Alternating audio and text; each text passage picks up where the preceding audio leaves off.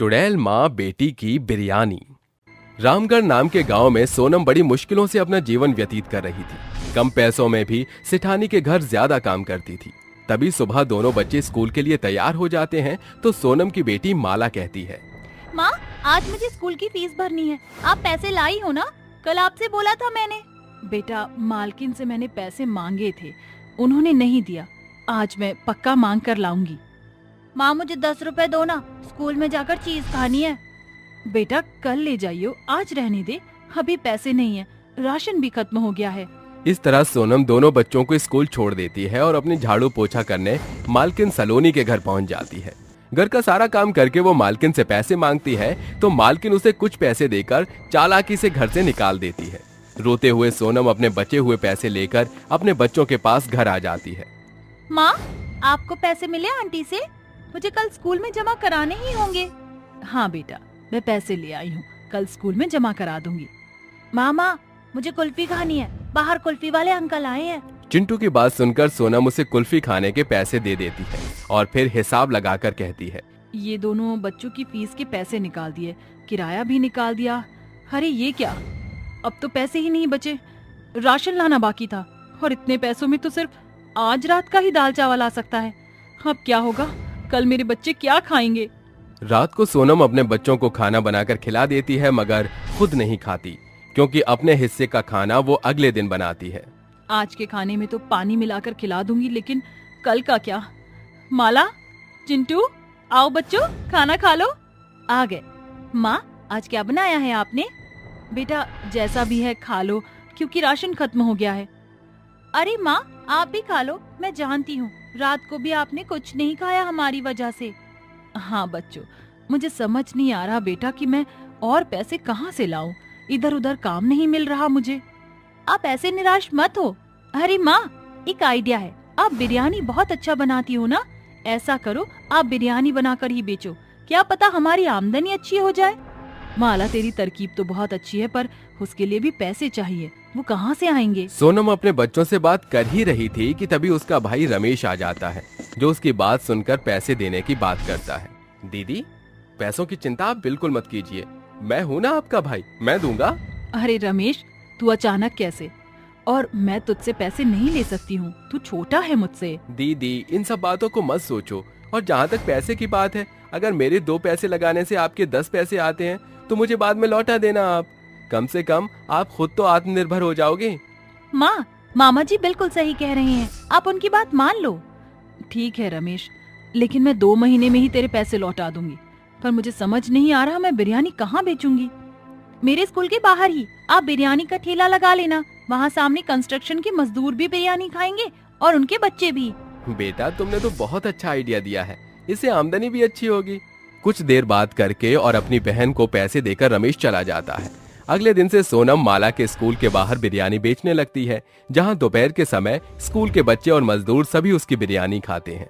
Aunty, आपकी बिरयानी वैसे तो बहुत खुशबू आ रही है, जरा मुझे एक प्लेट देना। हाँ हाँ, लो बेटा। अरे जरा मुझे भी यही 1 प्लेट बिरयानी देना। जी लीजिए। अरे वाह, तुम्हारी बिरयानी तो बहुत स्वादिष्ट है, ऐसे तो मैंने कभी भी नहीं बनाई। ऐसा करो, 2 प्लेट और दे दो। पहले दिन ही सोनम के हाथ की बिरयानी खाकर उसके ठेले पर काफी भीड़ जमा हो जाती है और शाम होने से पहले ही उसकी सारी बिरयानी बिक जाती है। वक्त बीतता है, देखते ही देखते सोनम के हालात सुधर जाते हैं और अपनी बिरयानी के लिए वो बहुत मशहूर हो जाती है।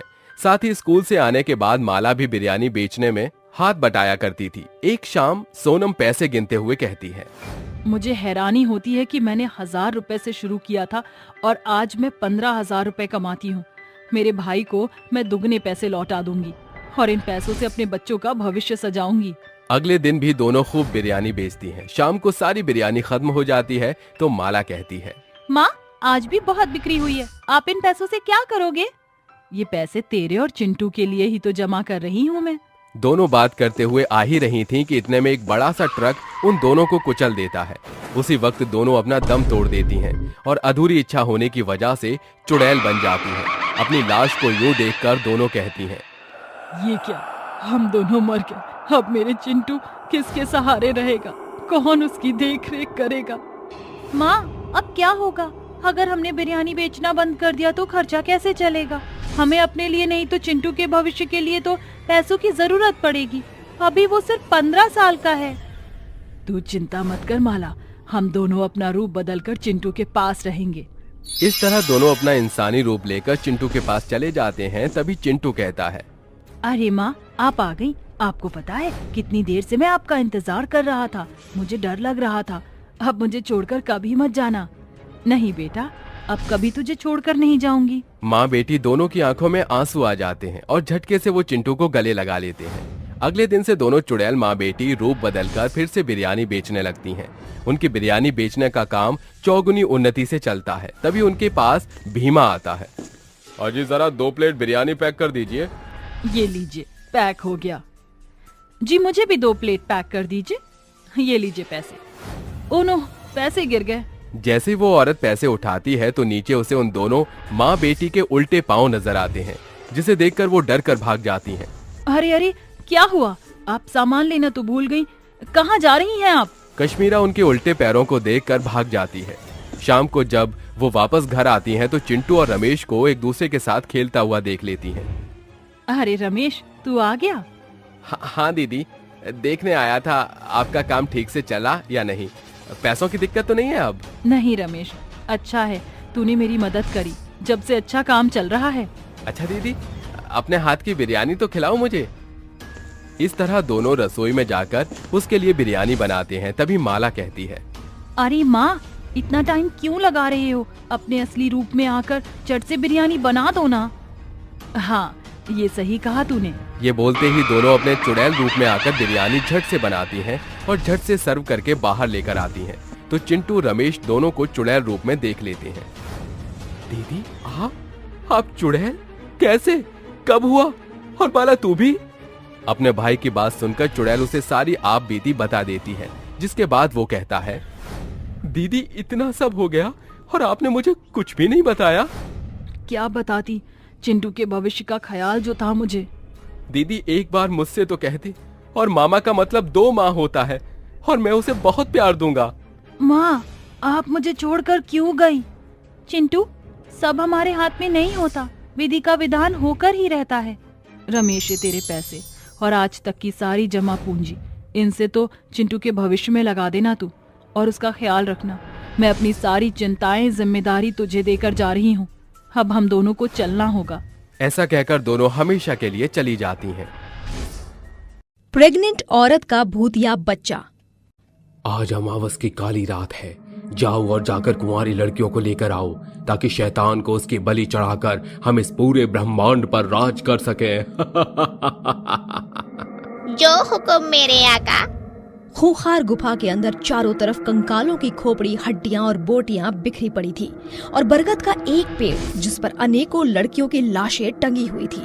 तांत्रिक का हुक्म मानकर चुड़ैल गांव का रुख करती है और कहती है, गांव वालों, आ रही हूँ मैं तुम्हारी मौत बनकर। चुड़ैल की हड़कंप से आसमान का नीला रंग खूनी लाल हो जाता है और रात में आसमान में शोर मचा रहे परिंदे जमीन पर गिरकर मरने लगते हैं और चुड़ैल के गांव में कदम रखते ही खूंटे से बंधे सभी जानवर जोर जोर से पागुर करते हुए गुहार लगाने लगते हैं कि चुड़ैल कहती है, अरे ये बेजुबान जानवर कितना शोर मचा रहे हैं, इन्हें मुझसे डर नहीं लगता क्या? चुड़ैल सभी की खिड़कियों से अंदर झांकने लगती है और जैसे ही गौरी रश्मि बाहर आती हैं, चुड़ैल कहती है, क्या बात है, शिकार खुद चलकर सामने से मेरे पास आ रहा है। अच्छा है। चुड़ैल को देखकर उन दोनों की हवाइयां गुल हो जाती हैं और दोनों डरकर कहती हैं, अरे गौरी, ये तो चुड़ैल है, अब क्या करें? भाग रश्मि भाग, वरना ये चुड़ैल हमें खा जाएगी। जैसे ही वो भागने के लिए फुर्ती करती हैं, तभी चुड़ैल उन्हें आगे से घेर कर कहती है, मुझसे बचकर भागना नामुमकिन है। चुड़ैल उनकी गर्दन पकड़कर उन्हें तांत्रिक के आगे फेंक कर कहती है, ये रहा आपका शिकार। शाबाश मेरी भूतनी। ये कैसी शैतानी जगह है? कहाँ है हम आखिर? ये हम जैसे बुरी शक्तियों की दुनिया है, जिसे भूत लोग कहते हैं। हाँ। तांत्रिक उन दोनों की गर्दन काटकर काली विद्या मंत्र उच्चारण करके बलि यज्ञ करते हुए कहता है, अलकाहिम मलखाहिम चंडिका मुंडिका भूत प्रेत आवाहन कुरूप स्वाहा। शैतानी हवन कुंड से एक काला साया निकलकर तांत्रिक के अंदर घुस जाता है और तांत्रिक लड़कियों का खून चूसकर खून से लथपथ खोपड़ी शैतान के देवता को चढ़ाते हुए कहता है, शैतान का साम्राज्य अमर रहे। हे काली दुनिया के देवता, मुझे इतनी शक्ति दे मैं इस संसार को अपनी मुट्ठी में कर सकूं। लो मेरी गुलाम भूतनी, शैतान के चढ़ावे के इस प्रसाद को खाकर अपनी भूख मिटा लो। अभी तुम्हें मेरे लिए और मेहनत करनी है। भूखी चुड़ैल उन सारी खोपड़ियों को खा जाती है और लगातार उस तांत्रिक के लिए गांव से लड़कियों का शिकार किया करती। देखते ही देखते एक बार फिर से काली अमावस की रात आती है और तांत्रिक कहता है, मुझे अजर अमर होने के लिए अंतिम 2 और कौमारे लड़कियों की बलि देनी होगी। जाओ मेरी गुलाम भूतनी, मेरे लिए शिकार लेकर आओ। जो हुक्म मेरे आका। उस रात आसमान में चांद का नामो निशान नहीं था। तेज आंधी तूफान के साथ चुड़ैल जैसे ही गांव की धरती पर कदम रखती है, धरती भूकंप की तरह थरथराने लगती है कि कमला कहती है, अरे ओ करमजली, कहाँ मर रही है? देख बाहर तूफान उठा है। क्या हुआ दादी माँ? जब देखो आप हमारी माँ को बुरा भला कहती रहती है। लड़कियों की आवाज चुड़ैल के तेज कानों में पड़ने के साथ चुड़ैल कहती है, लगता है अब भी इस गांव में कुंवारी कन्याएं हैं। चुड़ैल उनके घर में घुस आती है और कहती है, तो मेरे कानों ने सही सुना था। तुम कुंवारी लड़कियां मेरी चील वाली नजरों से बचती आ रही थी। खैर कोई बात नहीं, आज तुम दोनों का राम नाम सत्य। बचाओ माँ, माँ। माँ, घर में चुड़ैल घुस आई है, जल्दी आओ। आवाज सुनकर उनकी माँ जीविका दौड़कर असोरे में आकर कहती है, ए भगवान, ये तो चुड़ैल, इसका मतलब कि यही गांव की लड़कियों की लुटेरल है। लाख चाहने पर भी चुड़ैल के कदम उनको मारने के लिए आगे नहीं बढ़ पाते और वो भावुक होकर कहती है, ये मेरे दिल में कैसी बेचैनी लग रही है। मैं इन्हें मारने आई हूँ, फिर भी मेरे हाथ क्यों कपकपा रहे हैं। इस चुड़ैल का चेहरा तो मेरी बेटी की सूरत से झांक रहा है। कहीं ये भूतनी सालों पहले कोई मेरी बच्ची तो नहीं। जीविका जैसे ही चुड़ैल के हाथों पर देखती है, उसे गहरा तिल नजर आता है जो उसके और उसके दोनों बेटियों के हाथों पर भी जन्म से बना होता है। तभी राकेश आकर कहता है, ये नहीं हो सकता। राकेश, मैं जान चुकी हूँ कि ये सालों पहले कोई मेरी ही बच्ची है। इससे पहले कि अपनी बहन के खून की प्यासी बन जाए, कहो। बताता हूँ। जीविका और राकेश की शादी को 10 साल बीत चुके थे। दुर्भाग्यवश उसकी 3 बेटियां थीं और ये जीविका का चौथा गर्भ था, जिसे देख उसकी सास कहती है, ये करमजली कलमुही हमारे किस काम की, जो इस घर को चलने वाला एक वंश नहीं दे सकती। माँ जी, बेटा और बेटी पैदा करना मेरे हाथ में नहीं बल्कि भगवान के हाथ में है। ये अपशगुनी हर साल हमारे घर पर बेटियों का बोझ बढ़ाई जा रही है। अगर चौथी बार भी बेटी हुई तो गांव समाज में हमारे नाम की थू थू हो जाएगी। पहले ही हमारी रत्ती भर की इज्जत नहीं है। दोनों माँ बेटे कमरे में बैठकर कहते हैं, बेटा, इस कुलक्षणी के बस की नहीं। हाँ, हमारे घर को बेटा देना। इसे पहले की चौथी बेटी पैदा करे, हम इसका चौथाई कर देते हैं। आधी रात जब जीविका रसोई घर में सो रही होती है तो दोनों माँ बेटे उसके चारों ओर केरोसिन डालकर कहते हैं, अब जैसे ही आग की लपटें किचन में फैलेंगी, तभी इसका राम नाम स्वाहा।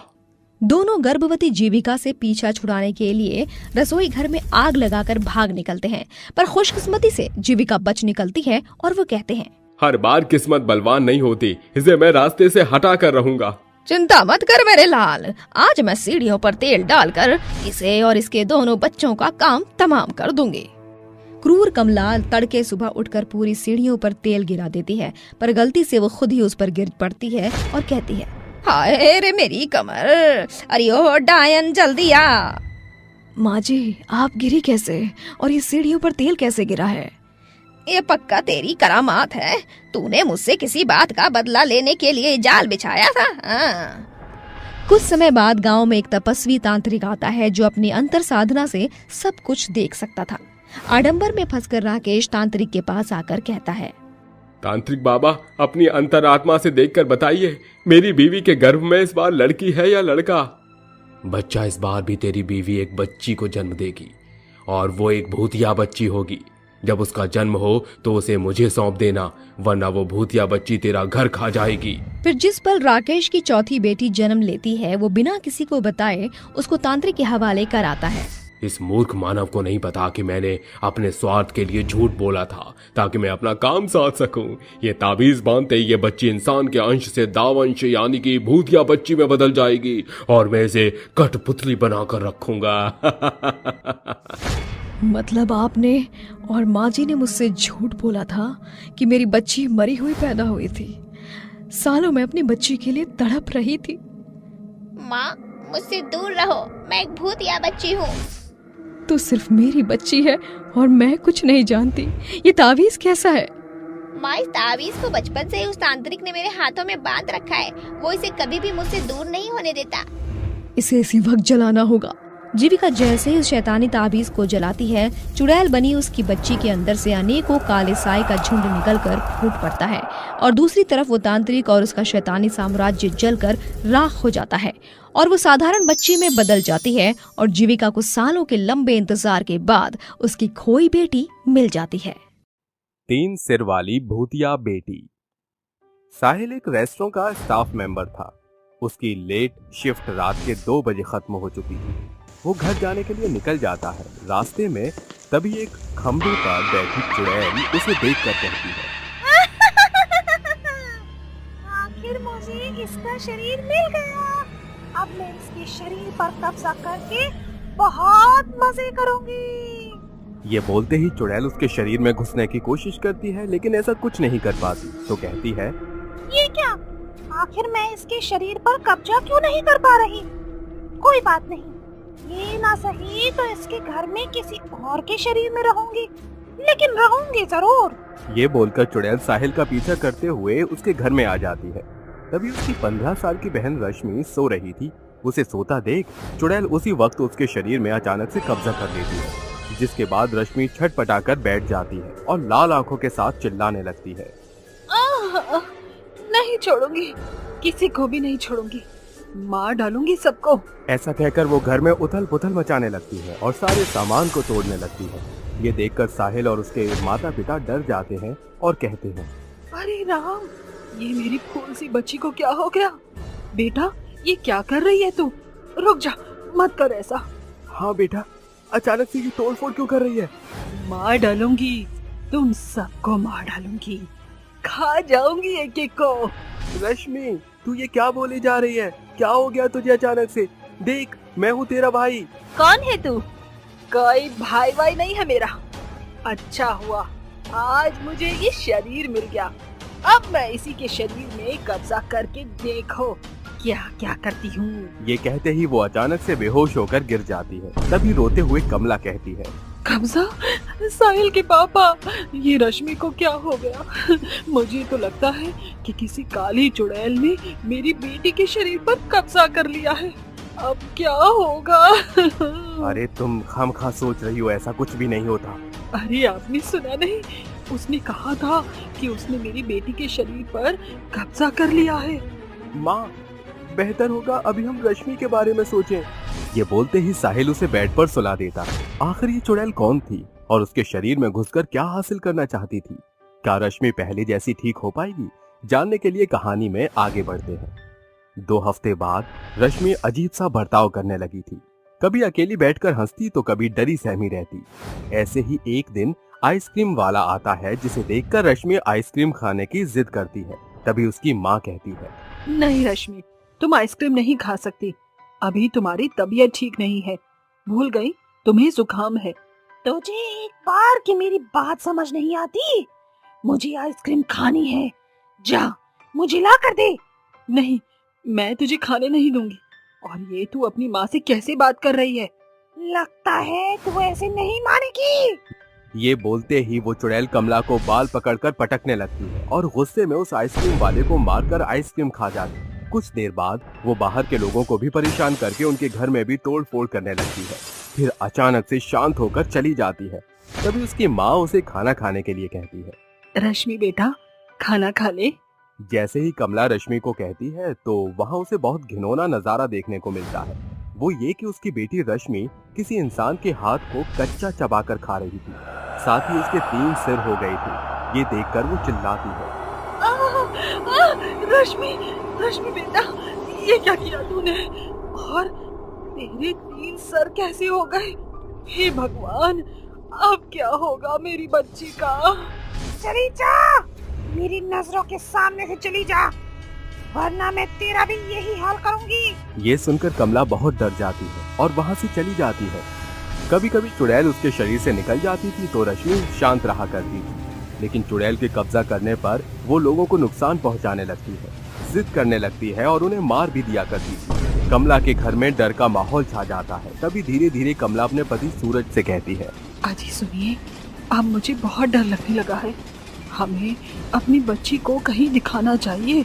ये चुड़ैल पूरी तरह से हमारी बेटी पर कब्जा करके बैठी है। कहीं मेरी बच्ची को कुछ हो गया तो? तुम सही कह रही हो। ऐसा करता हूँ, मैं उसे शहर लेकर चलता हूँ, पापा के पास। वही बताएंगे। वैसे भी वो इन सब के बारे में जानते हैं। हाँ, आप सही कह रहे हैं, हमें शहर चलना चाहिए। अगले दिन ही रश्मि और उसके माता पिता ट्रेन से शहर के लिए निकल जाते हैं। दोनों सहमे हुए उसके साथ थे कि कहीं चुड़ैल उन्हें कोई नुकसान न पहुंचा दे। वहीं भीड़ की वजह से उन्हें कहीं पर सीट नहीं मिलती। तभी रश्मि कहती है, मुझे बैठना है, मुझे सीट चाहिए। ए लड़के, हट जा यहाँ से, मैं बैठूंगी यहाँ। अब मैं क्यों हटूं? मेरी सीट है ये, और वैसे भी मैंने इस सीट के लिए टिकट बुक की थी, तो मैं तुम्हें क्यों दूं अपनी सीट? नहीं देखा तू? नहीं देखा? ये कहते कहते रश्मि की आंखें लाल हो जाती हैं और तभी उसके माता पिता उसका हाथ पकड़कर उसे शांत कराते हैं। बेटा, कोई बात नहीं, थोड़ी देर में दूसरी सीट मिल जाएगी। कमला के ये बोलते ही वो शांत हो जाती। रात के समय ट्रेन में सब सो रहे थे। तभी रश्मि अपनी 3 सिर वाले चुड़ैल रूप में आ जाती है और उस लड़के को मार कर कहती है, तू लड़ रहा था ना मुझसे सीट के लिए, अब तो तू इस सीट पर कभी नहीं बैठ पाएगा। ऐसे ही सुबह जब सब उठते हैं तो देखते हैं कि उस लड़के को बेरहमी के साथ किसी ने मार डाला। कमला और सूरज जानते थे कि ये सब उसकी बेटी ने चुड़ैल बनकर किया है।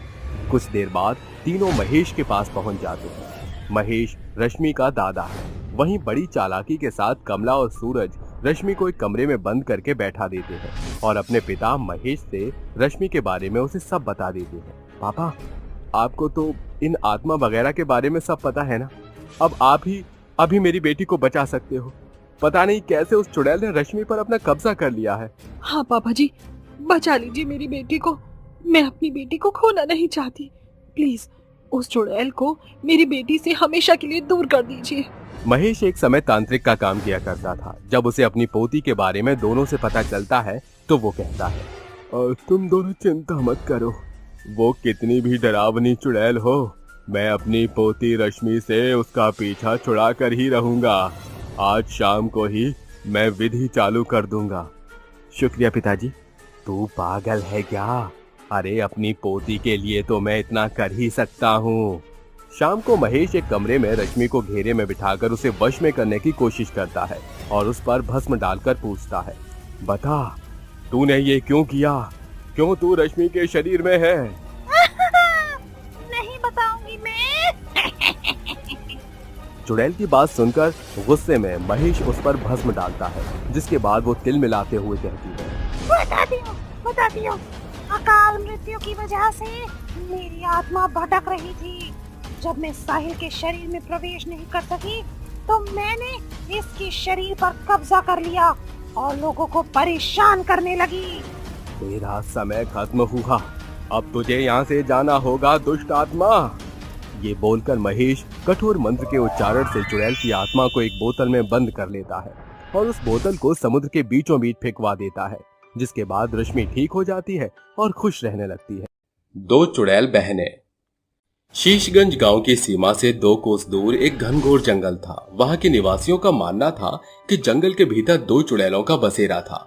वो घटना तब सच्ची जान पड़ी जब एक रात बिरजू जंगल से गुजर रहा था। ये रात भीगी भीगी ये मस्त फिजाएं, धीरे धीरे ये चांद प्यारा प्यारा। वाह भाई वाह, वाह वाह वाह। जैसे ही वो आसमान की ओर ताकता है, उसे 2 चुड़ैल आम और इमली के पेड़ पर बैठी हुई दिखाई पड़ती है। अरे ओ मंडोला चुड़ैल, सच बता, मेरे इमली से लदे पेड़ को देखकर तेरा मन डोला ना?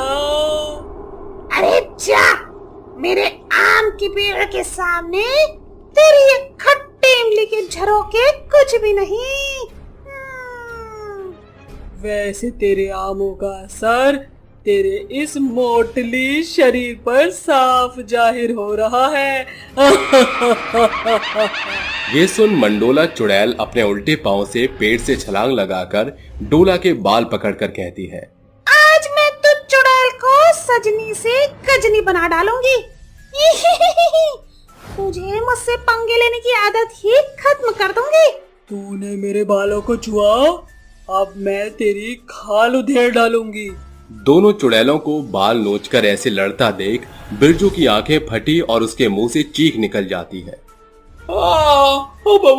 बचाओ! दोनों चुड़ैल मुंडी घुमाकर उसे एक टक निहारने लगती हैं। तभी वो सरपट से गांव की ओर भागता है। मंदबुद्धि चुड़ैल, तेरे कारण वो हम चुड़ैलों के भिड़ंत का लुत्फ उठाकर भाग गया। बिरजू पूरे गांव के सामने दोनों चुड़ैलों का भेद खोल देता है, जिसके बाद सभी जन जंगल से आना जाना एकदम बंद कर देते हैं। पर एक रात हरीश नशे में झूमता हुआ जंगल से गुजर रहा होता है। तभी दोनों चुड़ैल को उसकी आहट सुनाई पड़ती है और वो तेज रफ्तार से पेड़ों से कूदकर उसको दबोच कर कहती है, छोड़ दे इसे, ये मेरा शिकार है। इस पर नजर पहले मेरी पड़ी थी, लेकिन निशाना मैंने लगाया था। ये मेरा शिकार है, इसे तो मैं ही खाऊंगी। दोनों चुड़ैल उस आदमी के हाथ पांव खींचने लगती हैं। तभी हरीश का नशा फटता है। अरे मैया रे, मर गया रे, अरे कोनो बचाओ हमका, अरे हमरा करेजा डर से एकदम से तेज धड़कन है। चिंता मत कर, अभी मैं तेरा दर्द मिटा दूंगी। मुझे इंसान का गुर्दा कलेजा खाना बड़ा पसंद है। मंडोला चुड़ैल गुस्से से बौखलाकर डोला चुड़ैल को जोरदार तमाचा जड़ते हुए कहती है, क्या हुआ? एक ही थप्पड़ में झाई आ गई मेरी चिरमखी चुड़ैल को। तेरी ये मजाल जो तूने मुझे सूता और मुझे चिमरखी कहा, जंगल की बोझ। दोनों चुड़ैल विशाल रूप धरकर पहलवानों की नाई लड़ने लगती हैं, जिससे जंगल का मंजर एकदम तूफानी हो जाता है। यही सही मौका है इन चुड़ैल के चंगुल से भागने का। खिसक ले हरीश। हरीश को भागता देख दोनों चुड़ैल उसे घेर कर कहती हैं, मंदबुद्धि चुड़ैल, आज तेरी बेवकूफी के कारण ये शिकार हमारे हाथों से बचकर भाग जाता। मैं मंदबुद्धि हूँ तो तू कौन सा एल्बर्ट आइंस्टाइन है? दोनों चुड़ैल उसको मारकर उसकी खोपड़ी और दिल निकालकर चाव से खाती हुई अपनी भूख मिटाती है। सवेरे हरीश की कटी पिटी लाश जंगल के बाहर पड़ी लोगों को दिखाई पड़ती है। अरे किस कसाई ने मेरे लाल के इतने टुकड़े किए हैं? हरीश की मौत के पीछे उन दोनों नरभक्षी चुड़ैलों का ही हाथ है। आग लगे उन चुड़ैलों को। कीड़े पड़े, मैयत निकलेगा उनका। हर दिन के साथ उन चुड़ैलों का खतरा बढ़ता ही जा रहा है। अब क्या होगा? लाख सोच विचार के बाद भी कोई भी जन चुड़ैलों के खात्मे का हल नहीं खोज पाता। तभी आधी रात आसमान बरसने वाले काले बादलों से घिर आता है और झमाझम बरसात शुरू होती है। आम के डाल पर सो रही मंडोला चुड़ैल को देख डोला चुड़ैल कहती है, अरे ये चुड़ैल है या कुंभकर्ण? इसके खर्राटों की गूंज मेरे कान में शोर कर रही है। चुड़ैल अपने बालों की चोटी आगे बढ़ाकर मंडोला को खूब सताती है। तभी वो उठ खड़ी होती है। बिना एक टक्कर किए तुझ सड़ी खोपड़ी वाली चुड़ैल को चैन नहीं पड़ता क्या? जागने का इतना शौक है तो चमगादड़ की टोली में बढ़ती क्यों नहीं हो जाती? तेरे मुंह की सड़न से पूरे जंगल की हवा दूषित हो गई है, इसीलिए मुझे नींद नहीं आ रही थी, तो सोचा तुझे परेशान किया जाए। जंगल में जोरदार आंधी उठती है और बरसात की फुहार बरसती है। अरे ओ मंडोला, चल सभी रंजिश भुलाकर नाचते हैं।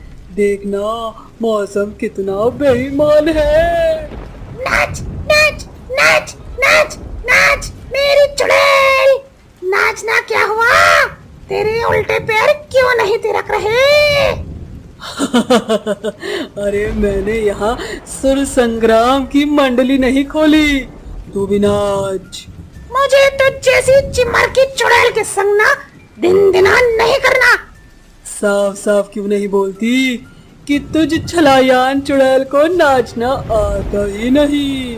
तूने मुझे ललकारा, आज मैं नाच नाच कर फ्लोर तो क्या ब्रह्मांड हिला कर रख दूंगी। दोनों चुड़ैल नाचती हुई जंगल को पार करके गांव आ पहुंचती हैं और उनके नाच से पूरा गांव बेकाबू होकर हिलने लगता है और तबाही मच जाती है।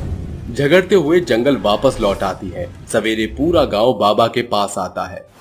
तो आखिर वो आतंकी चुड़ैल तुम्हारे गांव में दस्तक देने ही लगी। बाबा, आप तो अंतर्यामी हैं। कल उन दोनों चुड़ैल ने गांव में रात भर मौत का नाच नाचा है।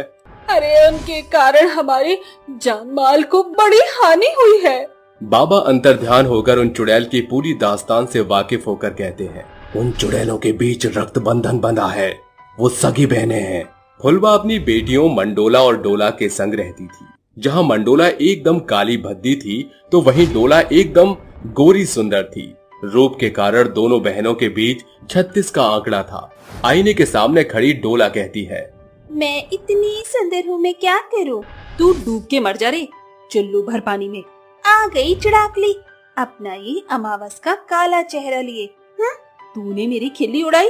रुक, आज मैं तेरी गोरी चमड़ी उधेड़ कर रख दूंगी। दोनों बहनें एक दूसरे के बाल पकड़कर झगड़ने लगती हैं। तभी उनकी माँ फुलवत झगड़ा छुड़ाते हुए कहती है, आज फिर तुम दोनों सवेरे सवेरे ही महाभारत लेकर उठ गई। एक दिन कटकर मर जाओगी तुम बहनें। माँ, इसने फिर मेरी काली सूरत का मजाक बनाया। माँ, इस चलोकड़ी ने मेरे बाल नोचे। कोयले की खदान है तू। दोनों गुस्से से बुदबुदाते हुए स्कूल निकल पड़ती हैं। फिर एक रोज दोनों स्कूल से घर आती हैं। तभी डोला उसे छेड़ते हुए कहती है, जल गया मुझसे कोई जल गया, तो फिर जलने दे। अपना ये गज भर का जुबान बंद कर डोला, वरना मैं तुझे यहीं ढेर कर दूंगी। अरे तू ये कड़वा सच मान क्यों नहीं लेती कि तू मेरी नजर उतारने का काला टीका है। ये सुनकर मंडोला बौखलाकर सड़क पर पड़ा पत्थर उठाकर उसके सिर पर मार देती है और दोनों सड़क के बीचों बीच लड़ने लगते हैं। तभी तेजी से बढ़ रही एक गाड़ी उन्हें कुचलकर 9-2-11 हो जाती है और वो वहीं मर जाती है। बाबा, कोई तो उपाय होगा जिससे उन चुड़ैल बहनों से पीछा छूटे। वो चुड़ैल एक दूसरे को अपनी मौत का जिम्मेदार मानती हैं। उन्हें सिर्फ उनकी जननी ही मुक्ति दिला सकती है। सभी जन लौटकर गांव फुलवती का घर खोजकर उसे साथ लिए रात के अंधेरे में मशाल लेकर जंगल को चारों ओर से घेर लेते हैं। डोला, मंडोला, सामने आओ। देखो तुम्हारी माँ तुमसे मिलने आई है। दोनों चुड़ैल उसके सामने प्रकट होती है। तुम आ गई। तुम्हें पता है डोला के चलते मैं मर गई। नहीं माँ, इस हत्यारा ने मेरा खून किया है। ये झूठी है, मक्कार है। तुम्हारे नफरत और झगड़े के चलते आज तुम क्या से क्या बन चुकी हो। अब तो ये बैर, ये रंजिश भूल जाओ मेरी बच्चियों। माँ, तुम रो मत। हम तुम्हें रोते बिलखते नहीं देख सकते। मंडोला, सारी गलती मेरी थी। हमारे चलते माँ आज एकदम अकेली पड़ चुकी है। तुम मेरी फिक्र छोड़कर अपनी दुनिया में लौट जाओ। दोनों चुड़ैल आंसू बहाकर पछतावा जाहिर करती हुई गले लगती हैं कि अचानक आसमान से एक तेज लौ उन्हें घेर लेती है और चुड़ैल हमेशा के लिए मुक्त हो जाती है। इस तरह गांव एक बार फिर बेखौफ होकर जीने लगता है। चुड़ैल का भूतिया अंडा और बच्चा। एक बड़ी ही भयानक चुड़ैल रात के अंधेरे में घनघोर जंगल के बीचों बीच बैठी हुई शैतानी हवन यज्ञ को अंजाम दे रही थी। कामिनी पिशाचिनी, स्वरक्त सर्वनाशिनी, भूत प्रेत मोहिनी, शैतान की सुरागिनी, ऐ शैतानों के बादशाह, अपनी इस चुड़ैल भक्त की पुकार सुनो। चुड़ैल की आंखों के एकदम सामने एक बरगद का बंजर पेड़ था। उस पेड़ से बंधी एक मुर्गी काफी तड़प में पंख फड़फड़ा रही थी और कुकड़ू कू की शोर मचा रही थी। मूर्ख मुर्गी, तेरी इस कुकड़ कू के शोर मेरे कानों में चुभ रहे हैं। अगर मुझे तुझसे मतलब न साधना होता तो इसी वक्त तेरा चिकन तंदूरी बनाकर अपना पेट भर चुकी होती। चुड़ैल की आंखों से एक बिजली की लौ चमक उठती है जो मुर्गी के गले के कांकल को बांध देती है। फिर चुड़ैल शैतानी मंत्र पढ़ते हुए हवन कुंड में अपने खून की आहुति देती है कि अचानक मौसम का रुख भयानक हो जाता है। पूरा जंगल बेडौल होकर हिलने डुलने लगता है। शैतान का साम्राज्य अमर रहे। पाताल को चीरते हुए एक राक्षस जंगल की जमीन पर कदम रखता है।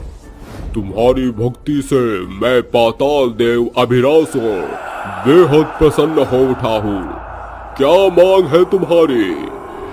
मैं गर्भवती हूँ, मगर अब जो मैं एक चुड़ैल हूँ, इस कारण मैं अपने बच्चे को अपने शरीर से जन्म नहीं दे सकती। महाराज, मैं अपने शिशु को जन्म देना चाहती हूँ ताकि मैं अपने भूतिया बच्चे से इस गांव में संग्राम मचा सकूं। ठीक है, अगर उसकी खातिर मुझे तुम्हारे और इस मुर्गी के बीच एक रक्त बंधन कायम करना होगा, जिससे कि तुम्हारे भूतिया गर्भ के भीतर पल रहा अंश इस मुर्गी के गर्भाशय में अंडा बनकर जा बसेगा, और जब वो अंडा परिपक्व होकर टूटेगा तो उस पल जलजले उठेंगे, सैलाब आएगा, क्योंकि उसके साथ आएगा इस दुनिया में तबाही, भूतिया बच्चा। मगर अगर मेरे भूतिया बच्चे का परिचय पता चल गया तो? इसका भी पुख्ता प्रबंध कर दूंगा। उस भूतिया बच्चे के 3 नेत्र होंगे, जिसे ये मूर्ख मनुष्य उसे शिव का अंश समझ बैठेंगे, और फिर एक एक इंसान उस भूतिया बच्चे के मुंह का कौर बनेगा। वो राक्षस अपने हाथ हवा में फैलाता है, जिसके साथ चुड़ैल के गर्भ से निकलने वाली तेज चमक मुर्गी के भीतर जाकर समा जाती है। राक्षस उसी क्षण गायब हो जाता है। तभी मुर्गी एक विशाल बड़े अंडे को जन्म देती है, जिसके भीतर से एक बच्चे की आवाज आती है। बाहर निकालो, मुझे बाहर निकालो। आजा मेरे लाल, अपनी चुड़ैल माँ की पुकार सुन, कोशिश कर, बाहर आ। विशाल अंडे में बसा भूतिया बच्चा ताबड़तोड़ तबाही मचाकर बाहर आता है। उस रात आसमान वीरान पड़ा था। उस भूतिया बच्चे के दानव से हाथ पैर, राक्षस से कान और 3 आंखें, जिनके भीतर से खून टपक रहा था। तो आखिर खून ने खून को पुकार ही लिया। जा, और अब अपने मकसद में कामयाब होकर ही लौटना। भूतिया बच्चा हाहाकार मचाते हुए मलमलिया गांव में प्रवेश करता है। खिड़कियों के खड़कने के तेज शोर से गहरी नींद में सो रही ममता की आंख खुल जाती है। हे भोलेनाथ, प्रकृति का ऐसा भयंकर मंजर जाने किस तूफान का पैगाम है। आज से पहले मलमलिया गांव में इतनी बड़ी तूफानी लहर कभी नहीं उठी। भूतिया बच्चा छलावे भरी आवाज में रोना शुरू करता है। अरे, इतनी जोर शोर से किसका बच्चा भी लग रहा है। वो जैसे ही फाटक खोलती है तो भूतिया बच्चा उसकी चौखट पर बैठा होता है। वो चारों तरफ नजर दौड़ाती है, मगर उसे कोई नहीं दिखता। वो झट से बच्चे को गोदी में उठाकर उसे सहलाती है। अरे, ये तो त्रिनेत्री बच्चा है। लगता है इसके आगे पीछे कोई नहीं है। वो बच्चे को अंदर लाकर अपने पति को जगाकर उसे सारी वारदात बताती है। अरे ममता, शायद इसी बच्चे के लिए ईश्वर ने आज तक हमें बेऔलाद रखा था। किसी को भी दूर दूर तक कोई खबर नहीं थी कि भूतिया बच्चा आगे क्या आतंक मचाने वाला था। सभी को यही लग रहा था कि ये बच्चा वरदानी है। आधी रात के 3 बजने को थे कि भूतिया बच्चा आंख खोलता है। मुझे जल्द से जल्द अपने मकसद को पूरा करना होगा। किसी को भी नहीं छोड़ूंगा। सबको मार डालूंगा। भूतिया बच्चा बंद दरवाजे से पारदर्शी होकर बबीता के घर में घुस जाता है। बबीता का पति एक किसान था जो रात को खेतों की देखभाल के कारण घर से ओझल रहता था। इस मौके का फायदा उठाकर भूतिया बच्चा वहां आ धमकता है और उसके कान के पास रोने लगता है। बबीता झट से उठ खड़ी होती है। अरे, ये अचानक आधी रात को बच्चे की किलकारी कहाँ गूंज रही है? तेरे बगल में बबीता। भूतिया बच्चे की डरावनी सूरत देखकर बबीता जोर से चीख पड़ती है, जिसे देख भूतिया बच्चा छत से चिपक जाता है। बचाओ! अरे गांव वालों, दौड़ो! क्यों बच्चे की जान लेने पर तुली है? तेरे चीखने चिल्लाने का कोई फायदा नहीं है। मैं भूखा हूँ। अरे भूखा है तो जाकर दूध पीना। आदमखोर, मेरी जान लेने पर क्यों उतारू हुआ है? मुझे तेरा गर्मा गर्म खून पीना है।